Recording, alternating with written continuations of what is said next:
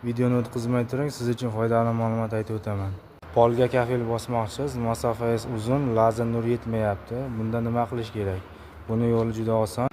Doimgidek ikkita kalta tomonni lazer nuriga tekislab uriladi. Keyin mana bunday qilib tortiladi. Buni beti bilan tekislab, mana ipni tarang qilib tortiladi. Lazerda yoqasiz, kalta tomonni urganini olasiz. Bizning joyimiz 30 metr uzunligi, shuning uchun o'rtasidan ikkiga bo'lib qo'yganmiz. Ikkita ipni ko'tarib qo'yganmiz. Mana bunday qilib stolga qo'yib qatirasiz. Lazerimiz yoniq. Mana lazerimiz tushib turibdi betiga. Xuddi shunday qilib ipni mana qo'yganga akfiksda qotirasiz. Nariga tomonni ham xuddi shunday qilib ipni qotirganingizdan keyin mana ip tarang bo'ladi. Keyin kafelni mana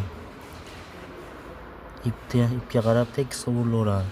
Shunda 30 metrlik uzun joyimiz urgani bir xil tekis chiqadi. Bunga o'xshash foydali ma'lumotlarni o'tkazib yubormaslik uchun like bosib, sahifamga obuna bo'ling.